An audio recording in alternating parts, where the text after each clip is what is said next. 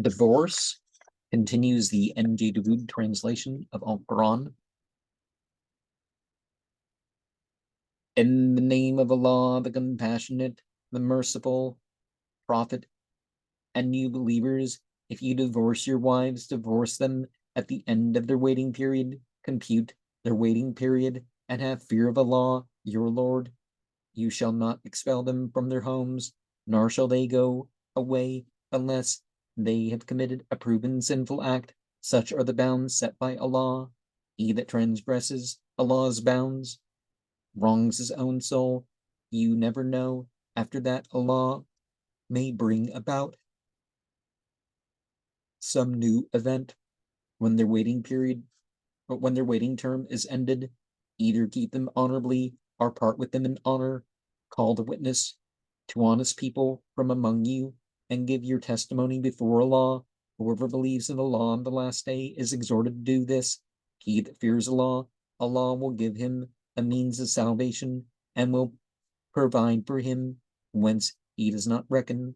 Allah is all sufficient for the man who puts his trust in him. Allah will surely bring about what he decrees. Allah has set a measure for all things. If you are in doubt concerning those of your wives who have ceased menstruating, know that their waiting period shall be 3 months. The same shall apply to those who have not yet menstruated. As for the pregnant women, their term shall end with their confinement. Allah will ease the hardship of the man who fears him. Now, some people haven't finalized their marriages because they haven't come of what the Quran talks about as the marital age. But we're talking about those who despair of menstruation is a more literal way to say that.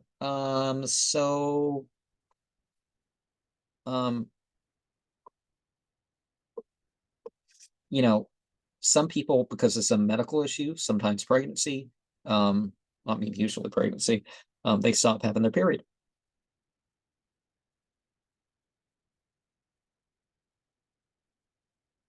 So yeah, you don't, they're not despairing of menstruation because they're not, they haven't, become, girls haven't become women yet.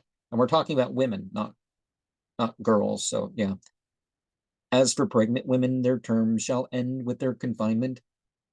Allah will ease the hardship of the man who fears him. They're taken care of because of their pregnancy and all that sort of stuff. They're not such is the commandment which Allah has revealed to you. He that fears Allah shall be forgiven his sins and richly rewarded. Lodge them in your own homes according to your means.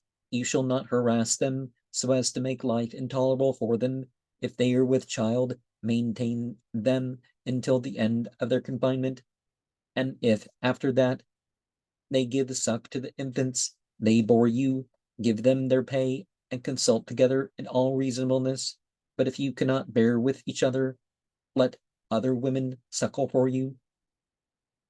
Let the rich man spend according to his wealth, and the poor man according to what Allah has given him. Allah does not charge a man with more than he has given him. Allah, after hardship, will bring ease. See, maintenance and child maintenance varies for what people have. It should be, oh, he's rich, so there's like a cutoff or something. It's like, no. How many nations have rebelled against the commandments of their Lord, his apostles? Stern was our reckoning with them, and harrowing was our scourge. They tasted the fruit of their misdeeds, and the fruit of their misdeeds was ruin. Allah has prepared a grievous scourge for them.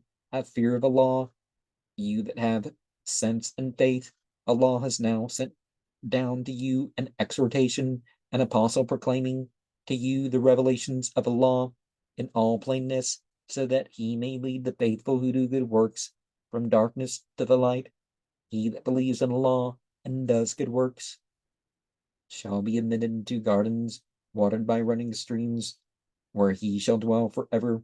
Allah has made for him a generous provision. It is Allah who has created 7 heavens and earths as many. His commandment descends through them, so that you may know that Allah has power over all things, and that Allah encompasses all things with his knowledge.